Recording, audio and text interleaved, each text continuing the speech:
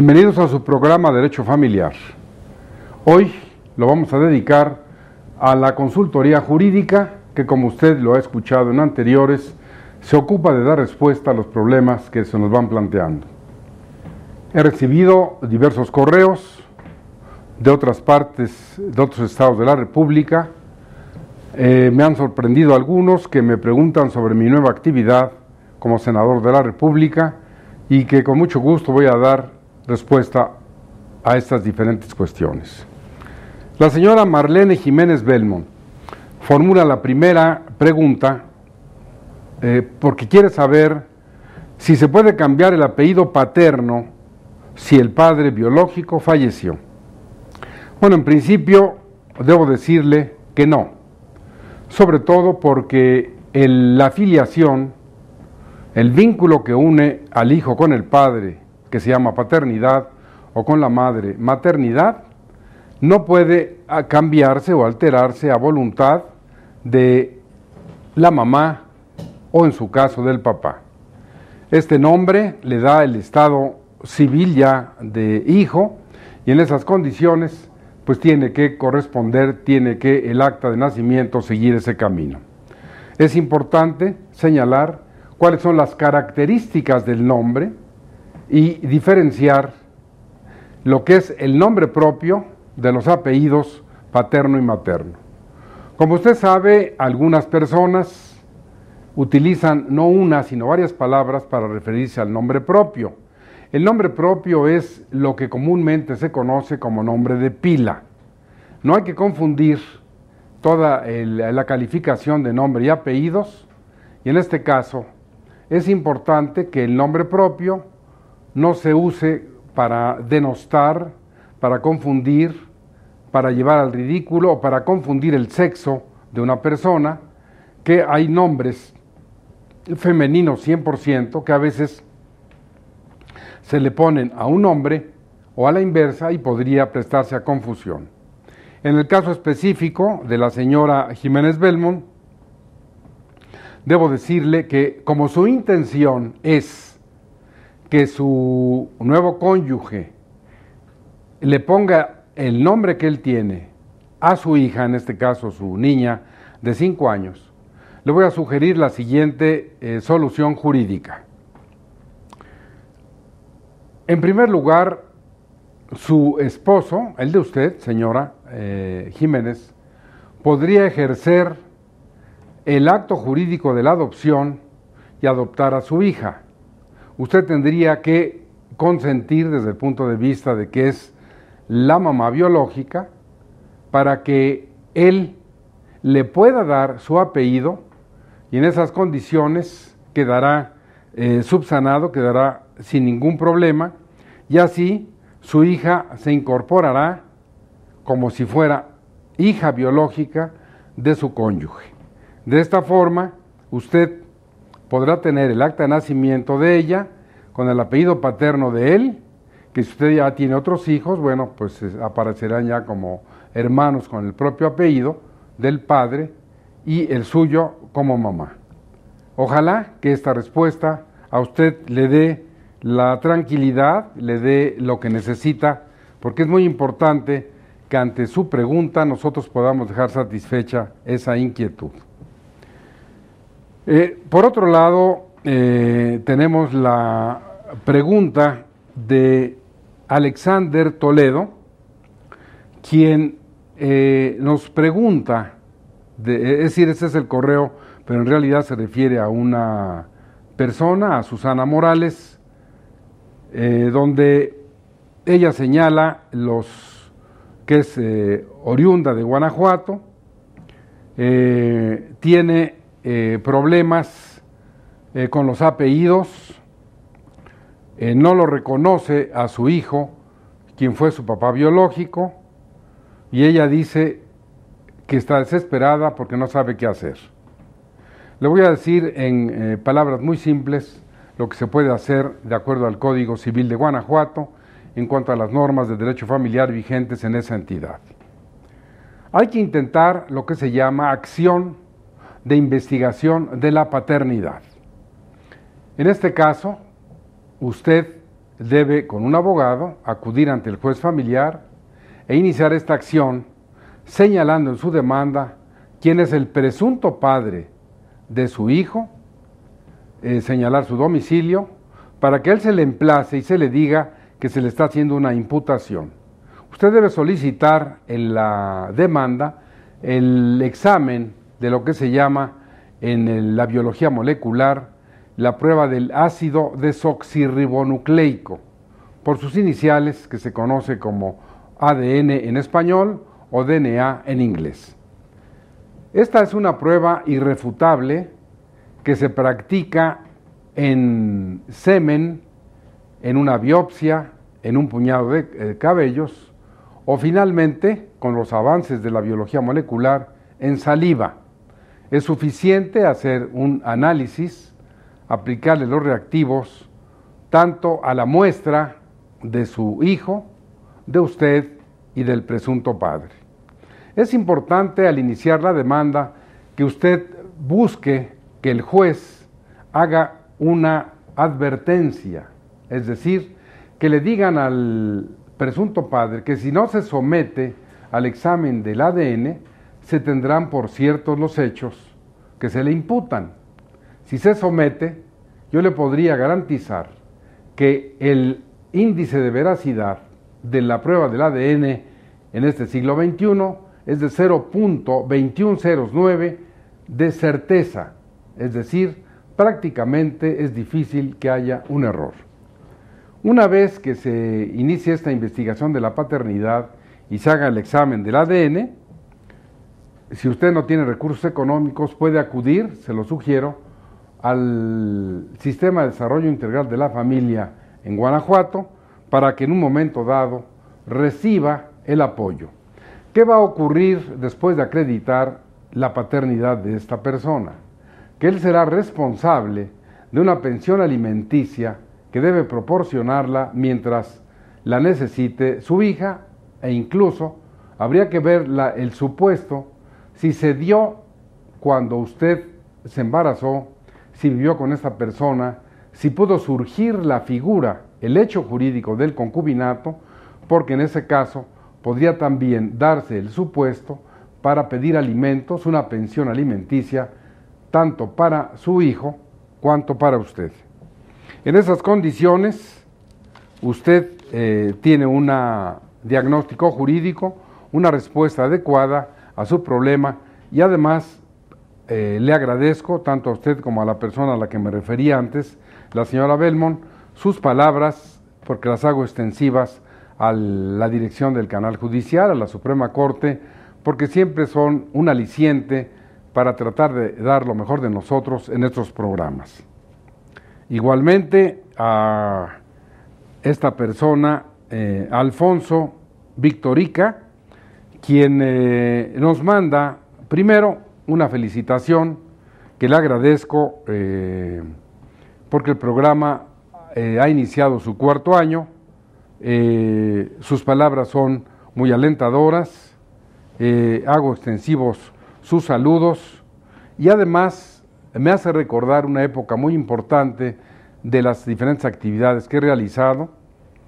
Cuando usted menciona a Chava Martínez y usted, Alfonso Victorica, cuando fuimos compañeros en el pasado en la Secretaría de Turismo, cuando el arquitecto Guillermo Rosell era el secretario, me hace recordar que en ese tiempo, precisamente cuando él deja de ser secretario de Estado y se va como candidato al gobierno de Hidalgo, yo tuve el privilegio de haber colaborado con él y en el año de 1983 hice el primer código familiar vigente en este país, que lo sigue siendo hasta ahora en el año 2012 y que se le han hecho algunos ajustes, hoy se llama Ley de la Familia, pero sigue siendo esencialmente ese código. Lo menciono porque más adelante Ana Rico me hace una pregunta sobre mi calidad de senador a la que me voy a referir posteriormente. Pero es importante señalar a la distinguida teleaudiencia que en 1983 hicimos el primer código familiar de este país. A los 3 años, siguiendo este modelo, se dio el de Zacatecas, que sigue en vigor, 1986. A los 20 años se dio el Código Familiar del Estado de Morelos, que tiene una aportación interesante porque ha incluido la materia sucesoria, es decir, testamentos y la sucesión legítima. 2 años después del de Morelos, en enero del 2008, Michoacán tuvo el privilegio de poner en vigor su código, como dije, siempre siguiendo el modelo que hemos hecho nosotros. Incluso existe, publicado por Editorial Porrúa, un proyecto de código familiar tipo y otro de procedimientos familiares para los Estados Unidos mexicanos, que siempre están al alcance de quien tenga un interés en ahondar en esta materia. Decía yo, en el año 2008, ya en el mes de noviembre, San Luis Potosí es el 5º estado de la República que pone en vigor su código, y posteriormente, en el octubre del 2010, es el estado de Sonora el que pone en vigor ese código. ¿Qué ha ocurrido después de esto? Algo muy importante. Y ahora voy a entrar a la respuesta que le voy a dar a Ana Rico, porque me pregunta así un poco dubitativa que si es cierto que pertenezco al Senado de la República, y me dice o que si sigo siendo profesor de la universidad. Estoy desarrollando ambas actividades. Opté por una licencia en la propia Facultad de Derecho para dejar mis actividades remuneradas en la universidad, para seguir sin ese goce de sueldo como profesor, para no dejar a mis alumnos de esos 2 semestres que finalmente, con el apoyo de 2 personas, Fernando y Paola, he podido concluir. Pero voy a ir a un corte y regreso con ustedes para retomar esta cuestión de cómo ha sido posible que lleve yo cuestiones de derecho familiar hoy al Senado de la República.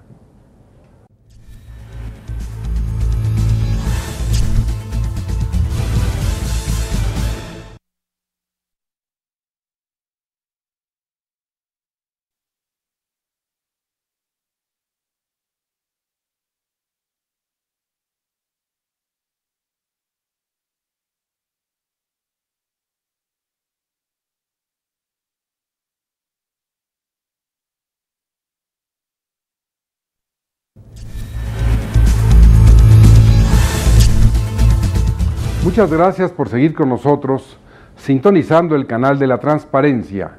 Usted sabe que esta es la ventana más importante para asomarnos ahí a su familia y darle respuestas a los problemas que nos plantea.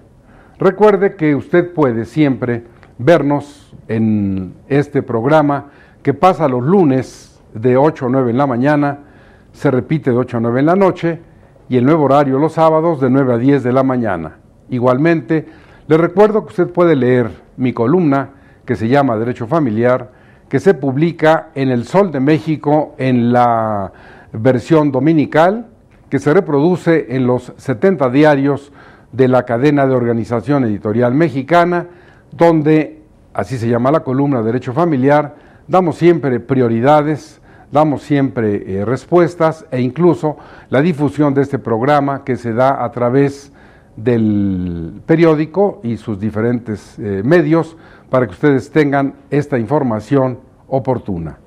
Antes del corte les decía yo que hemos tenido esta gran oportunidad de ingresar al Senado de la República hace algunos meses, y la primera iniciativa que presenté en el mes de abril del 2012 fue precisamente un proyecto de Código Familiar Federal y otro de procedimientos familiares federales que tendría vigencia en toda la República. La intención es que tenga el país no 33 códigos civiles y familiares, sino uno solo que regule todo lo que se refiere a la problemática de la familia.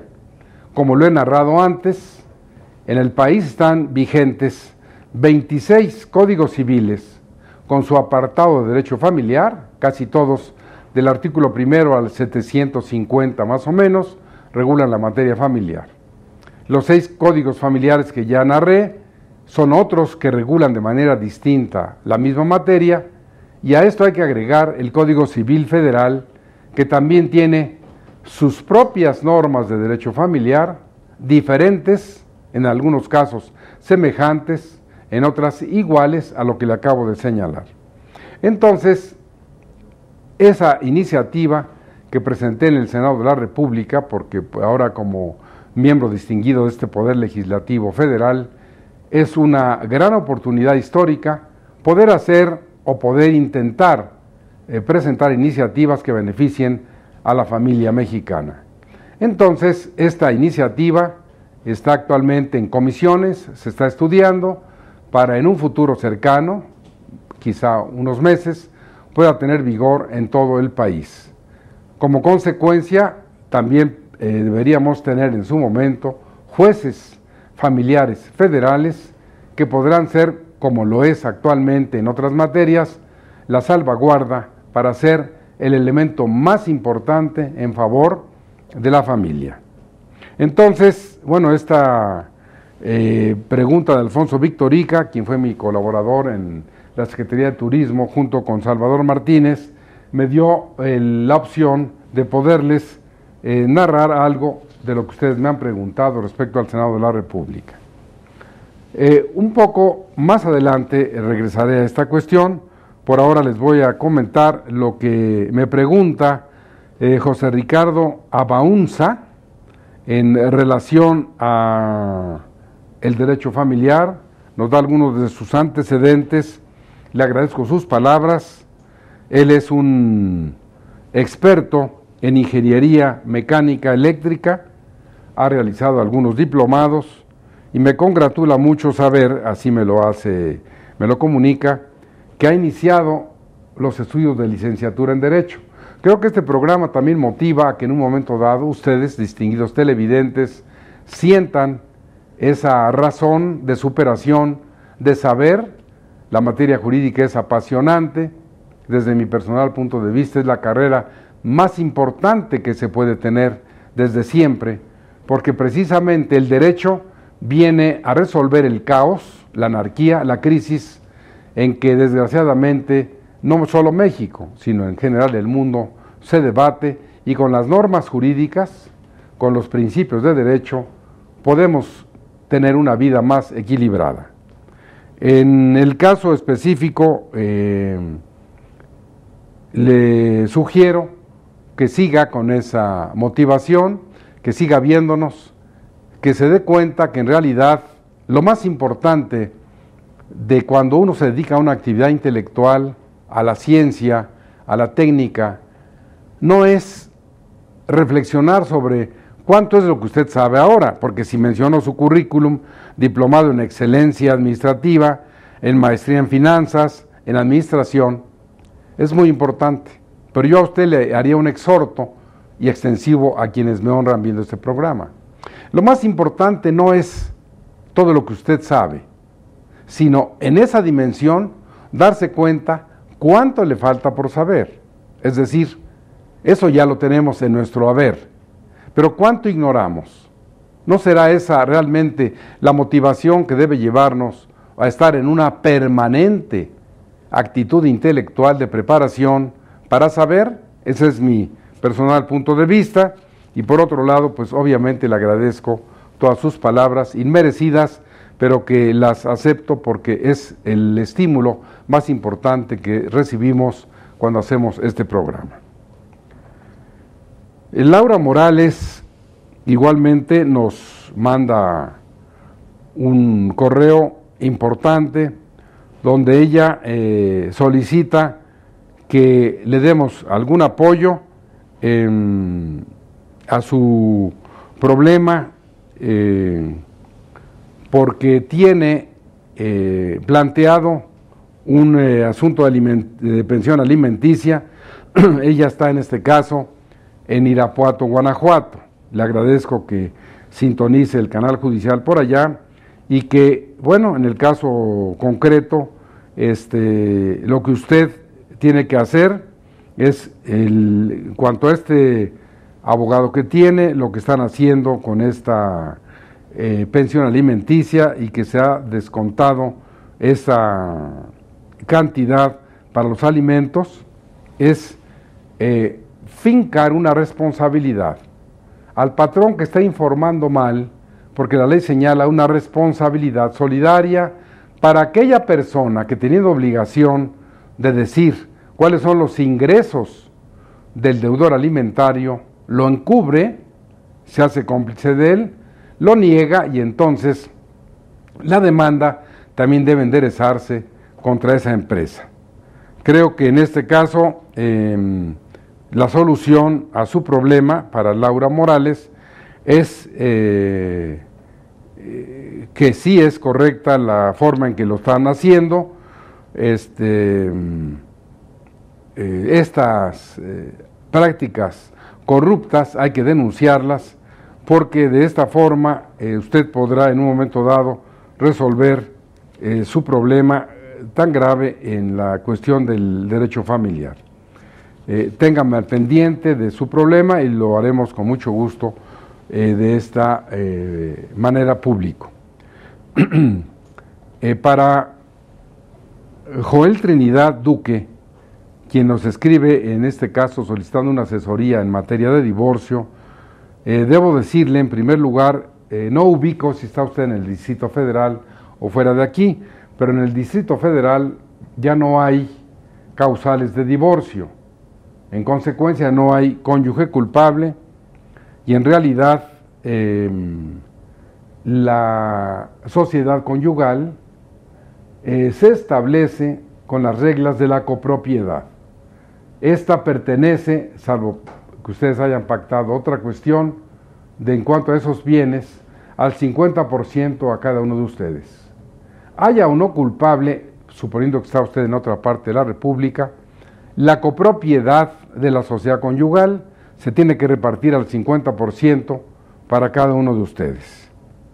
En este caso, este derecho no se pierde, independientemente de que usted, que me pregunta esta cuestión, resultara cónyuge culpable en el lugar donde se encuentre, y le reitero, en el Distrito Federal, ahora ya el divorcio se tramita de manera unilateral o bilateral en una petición administrativa. El juez resuelve casi siempre en un lapso de 1 o 2 semanas. Si hay hijos, se va esto a controversias de orden familiar. Si hay bienes que repartir, en un juicio ordinario, pero el vínculo se disuelve rápidamente. Entonces, espero que esto para usted sea una respuesta adecuada, y paso al siguiente caso, que es el de Abel Ramos Olvera Gutiérrez, que él hace un comentario sobre el programa que hicimos con los profesores Leoncio Lara y Rosa María Álvarez de Lara, que en nombre de ellos le agradezco sus palabras de estímulo, donde referíamos precisamente en la situación de las personas de la tercera edad. Ustedes saben, y recientemente lo ha publicado la Gaceta de la Universidad Nacional Autónoma de México, que en México existen, con números reales, más de 10 millones de personas de la tercera edad. Personas que han rebasado ya los 60 años y que desgraciadamente en su gran mayoría tienen problemas de salud, problemas de estar en ancianatos, problemas de que son abandonados por sus propias familias y que en un momento dado la sociedad misma las ha rechazado. En ese programa señalábamos concretamente con el doctor Leoncio Lara, quien por cierto confesaba entonces que tenía 72 años de edad y que se sentía con plena capacidad para hacer una serie de actividades. Mencionábamos precisamente que fuera la posibilidad de aprovechar la experiencia de las personas de la tercera edad, excepto que hubiera ya problemas de incapacidad, Alzheimer, de incapacidad para ejercer determinados actos o por inmovilidad física, que fuera casi imposible, pero de otra manera dar oportunidad a las personas, que mejor que quienes han llegado ya a una edad como esta, para darles experiencia, para darles respuesta, para ayudar a resolver esos problemas. Entonces yo le agradezco a Abel Ramón Olvera Gutiérrez sus comentarios. Es cierto, hay que procurar legislar en favor de estas personas, hay que hacerlo cuando ante los diversos supuestos jurídicos y de hecho estas personas se pueden sentir abandonadas y que, como decíamos en ese programa, no es justo que en un momento dado quienes han dado su vida, quienes han otorgado sus mejores recursos en su trabajo, al que han dedicado 20, 30 años y han rebasado los 60 años, ojalá se les diera una pensión alimenticia más adecuada, porque en un supuesto estas personas padecen de salud precaria, de escasos recursos, que como ustedes saben, en el gobierno del Distrito Federal de tiempo atrás se procuró, y ahora esto se ha hecho extensivo a través de la Secretaría de Desarrollo Social a nivel federal, otorgar pensiones alimenticias, cuando menos, por ejemplo, en el Distrito Federal ya se han rebasado para personas de más de 70 años pensiones de más de 1,000 pesos al mes, y en el país aproximadamente a 800,000 de ellas se otorgan pensiones hasta de 500 pesos por llegar a esa edad. Es importante que nosotros destaquemos en estos programas la necesidad de legislar en favor de las personas de la tercera edad. Por ello me ocupo en este caso de lo que señaló Abel Ramón Olvera Gutiérrez, porque comparto con él la opinión de que las personas que han llegado a la tercera edad, excepto por problemas físicos severos, deben seguir siendo utilizadas y sobre todo para que nos ayuden orientando a la juventud, para que nos ayuden, y como él decía, ¿qué pasaría si quienes estamos ya en la tercera edad hiciéramos una convocatoria para crear un partido político, ahora que eso está tan de moda, de personas de la tercera edad? Incluso, bueno, él me pone aquí que ha visto todas las actividades que hemos hecho y que le gustaría que estuviéramos en esa actividad. Por supuesto que lo haríamos, yo le agradezco sus palabras. Entonces paso al siguiente correo de Fernando, donde él pone Fercho y nos pregunta ante sus dudas. Él, como miembro del sector masculino, me dice que está divorciado, que su esposa se fue de su casa, que le dejó a sus 2 hijos menores y que él tiene en la actualidad un sueldo menor al de ella. Entonces pregunta primero si ella tiene la obligación de pasarle una pensión alimenticia para sus hijos. La respuesta es general. Proporcionalmente, usted y ella tienen la obligación, el deber de mantener a sus hijos. Si ella gana más que usted proporcionalmente, obviamente que debe cooperar en esa medida a la pensión alimenticia. Dice usted que si ella llegara a casarse y tener sus propios hijos, ¿sí dejaría de dar esa pensión? No, esa pensión debe seguirse otorgando mientras los acreedores alimentarios la necesiten. Hay una mala información en este sentido que debo de señalar. La pensión alimenticia, para quien los necesita, no se termina cuando se llega a los 18 años de edad. La pensión debe otorgarse mientras se necesite. Le doy un ejemplo muy simple. Si fuera que la edad de 18 años el límite para otorgar esa pensión, no procedería darle una pensión a alguien que de 50, 60 o 70 años quisiera reclamarla a sus hijos. Entonces, no es la edad una razón para dejar de otorgar esa pensión alimenticia. Más bien, mientras se necesite y quien debe otorgarlos pueda, debe seguirlos proporcionando.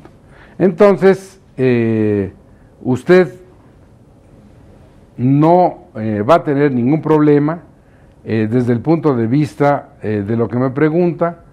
No va a suspenderse esa pensión y usted y ella tendrán que seguir cooperando, tendrán que seguir proporcionando esos alimentos a sus hijos menores. Una cuestión diferente nos plantea, ya de algún modo contesté esto a un correo que nos llega de Chihuahua, de Miguel López Santillán, en que hoy nos dice que vio el programa de la problemática de la tercera edad, que vive en esta ciudad de Chihuahua y que tiene 49 años, perdió su trabajo y que no lo contratan, no encuentra trabajo, y si hay un derecho laboral que lo proteja por esta edad. Bueno, no hay un derecho que lo proteja así específicamente, debería, pero seguramente que, aun cuando usted todavía no llega a los miembros de la tercera edad, que es a partir de los 60 años, es posible encontrar un trabajo y que usted en un momento dado pueda tener la protección de la ley, del Seguro Social o del ISSSTE, pero le reitero mi agradecimiento por sus palabras. Espero que sí pueda resolver, con base en eso que le señalábamos de la problemática de las personas de la tercera edad, este problema que usted nos ha planteado. Otro correo que nos llega de Rafael Suárez Ramírez. Él tiene problemas de salud, tuvo alguna enfermedad que lo ha dejado con problemas de parálisis. Se casó, esto le ocurrió el 8 de enero del año 2010, se casó en ese mismo mes, en enero, está convaleciente y nos pregunta si su segundo matrimonio sigue teniendo validez, porque él se divorció hace 22 años, y es si está casado. Él contrajo su matrimonio en el estado de Puebla.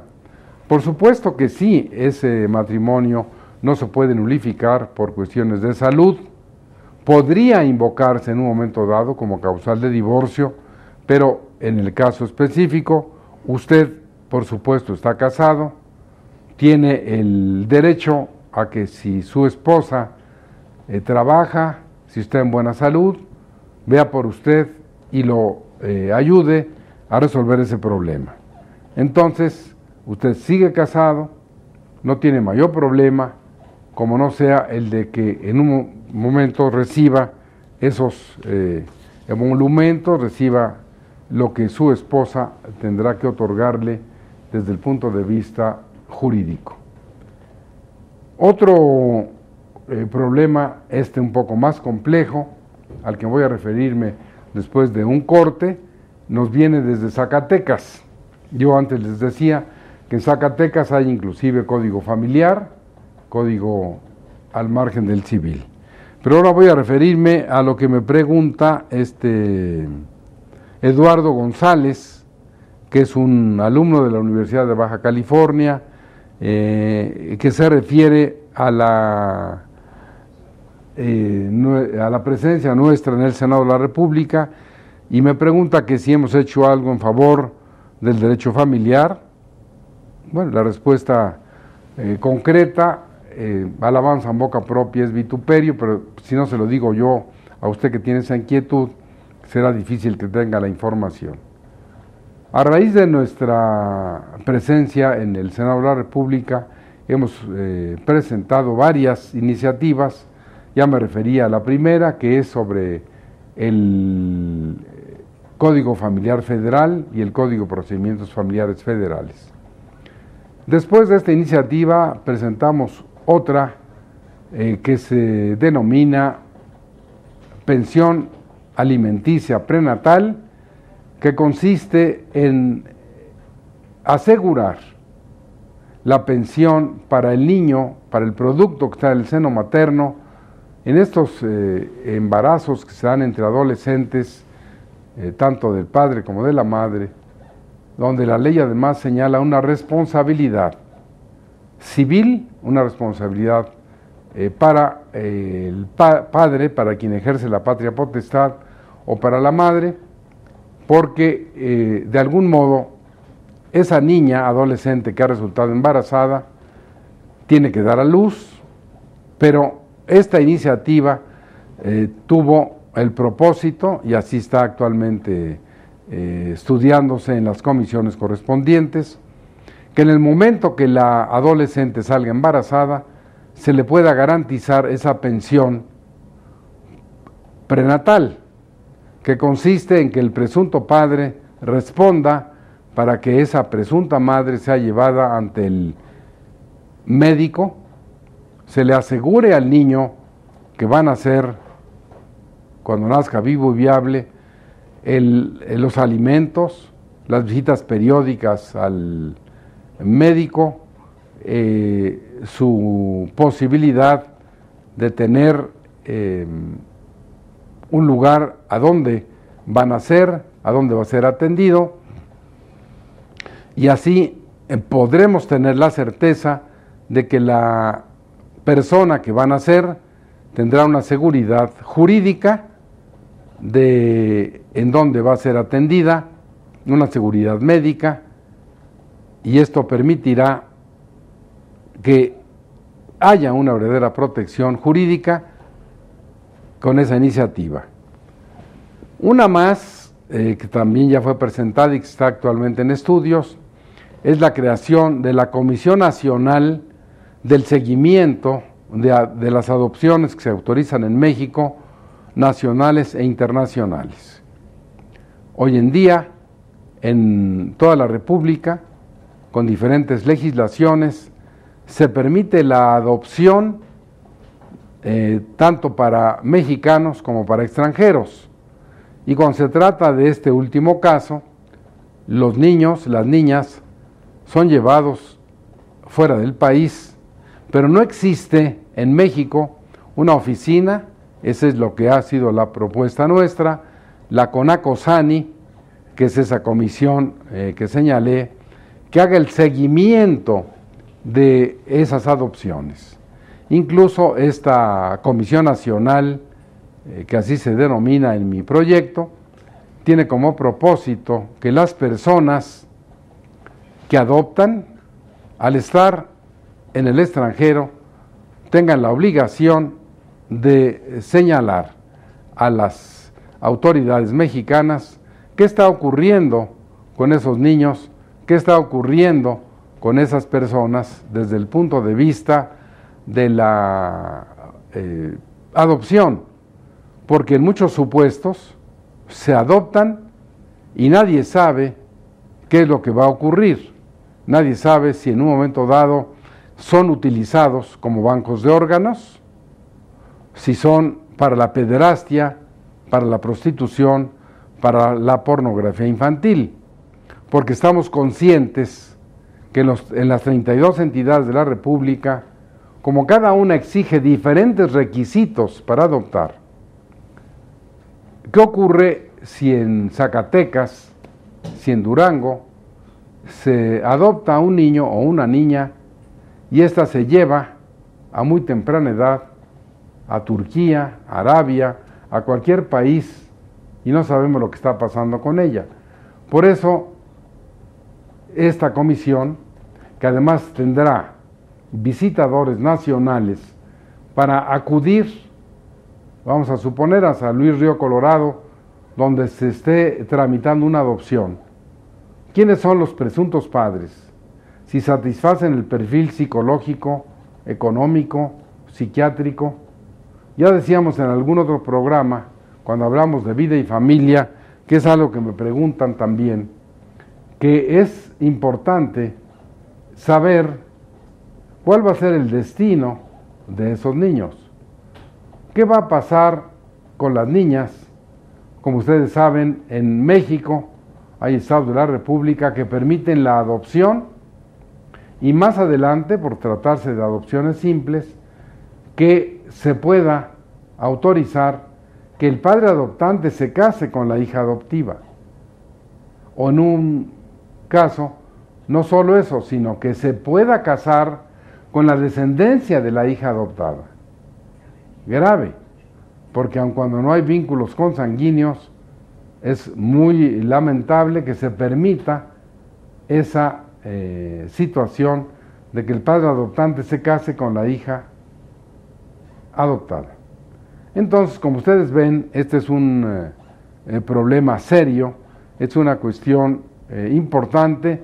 Por eso la propuesta que hicimos de la Comisión Nacional del Seguimiento de las Adopciones Nacionales e Internacionales es fundamental y esperemos en un futuro muy próximo que la misma sea una realidad. Entonces vamos a ir a un corte para que ustedes tengan momento de reflexión en su hogar y después de una breve pausa regresaremos para seguir dando respuesta a los otros correos que han llegado para este programa.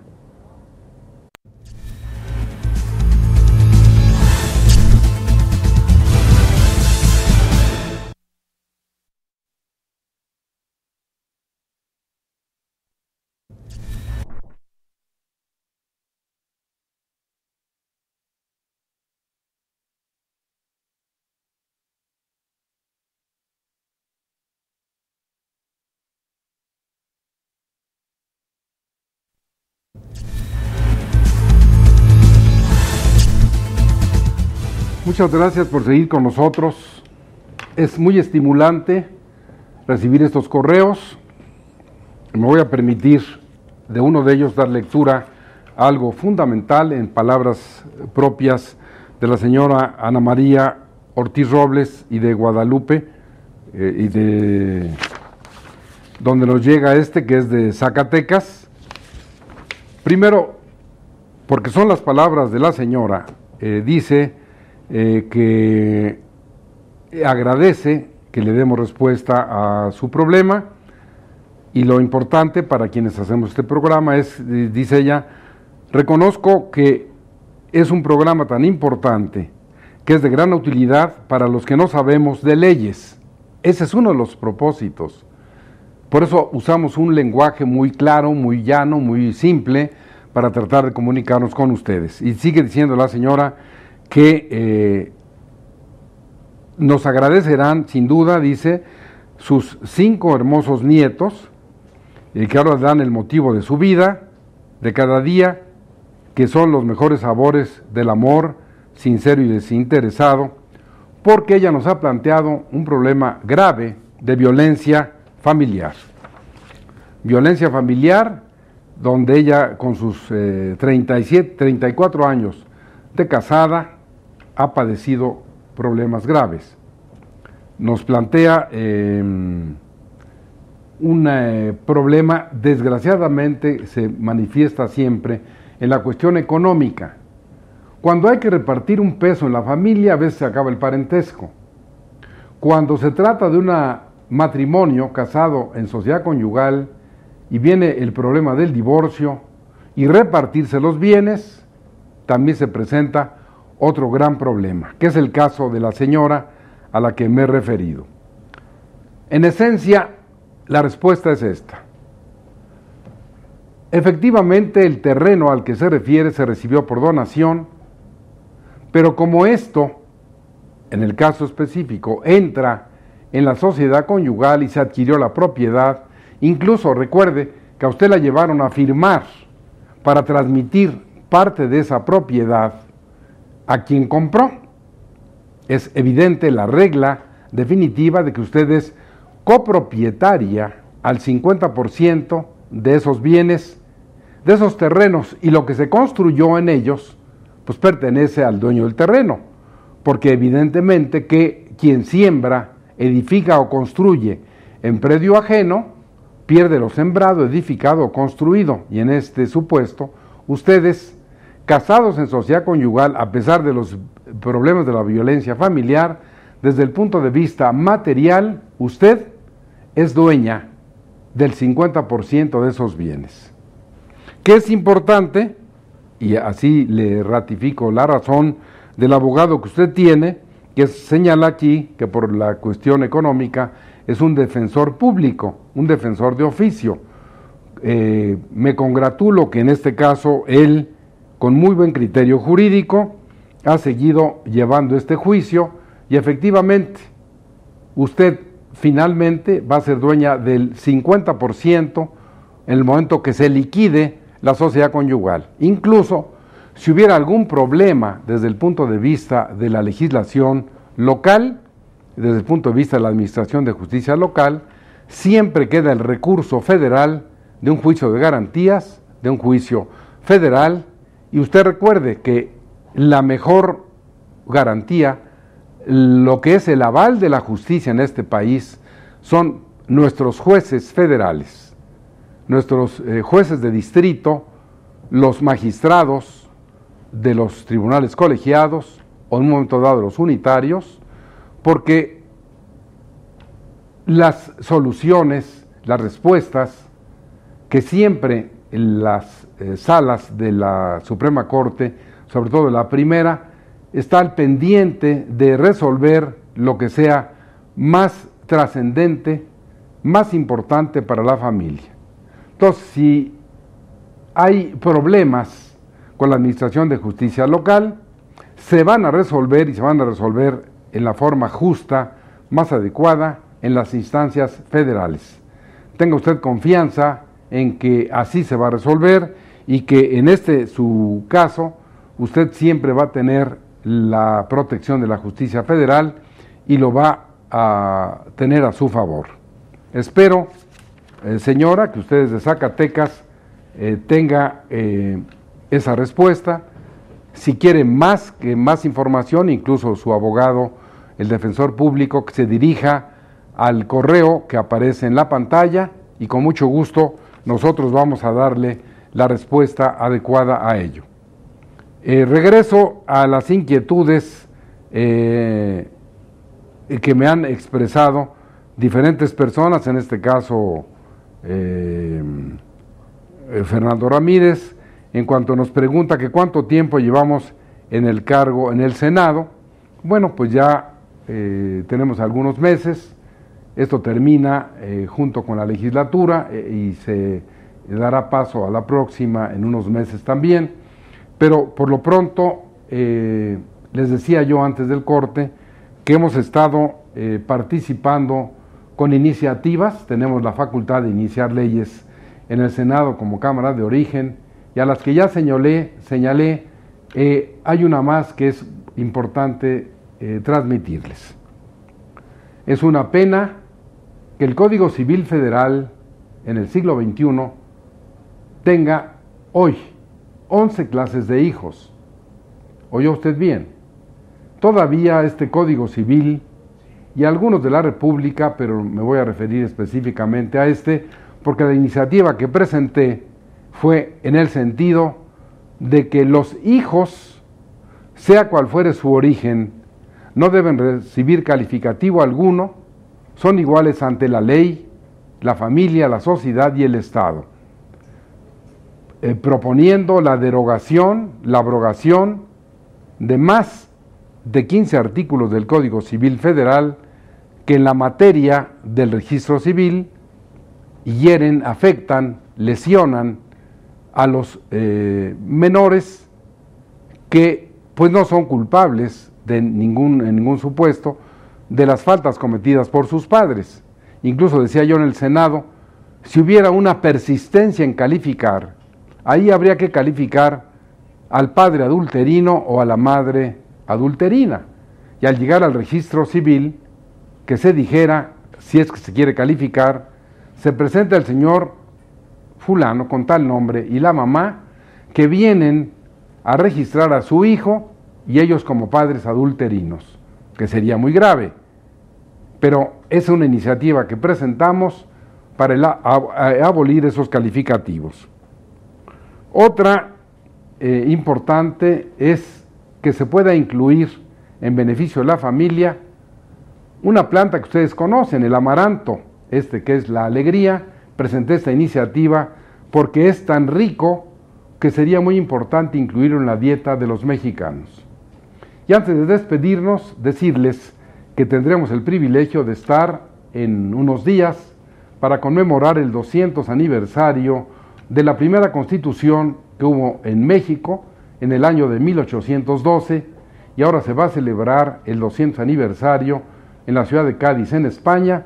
Y bueno, quien les habla ha tenido el privilegio de haber sido asignado para formar parte también de la comisión con otros coordinadores parlamentarios de otros partidos. Ustedes saben que yo pertenezco al partido Movimiento Ciudadano y con esa calidad estaremos, y ya en su momento les informaremos cómo ha sido el resultado de nuestra presencia y cómo, bueno, pues la academia, la Facultad de Derecho de la UNAM, a quien yo tengo el privilegio de representar y pertenecer a ella hace 45 años como catedrático, al tener este privilegio de haber llegado al Senado, he procurado honrar esa calidad, presentar estas iniciativas y esta es una gran oportunidad, es una plataforma importante para que ustedes sepan que efectivamente hoy tengo la calidad de senador de la República y profesor de la facultad.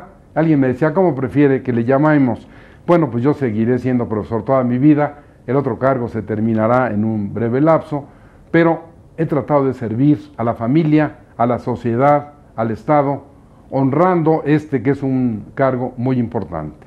Por hoy les agradezco su atención. Recuerden que me pueden escribir al correo que aparece en la pantalla o llamarme al teléfono que ahí se señala y espero verlos en una próxima emisión de Derecho Familiar.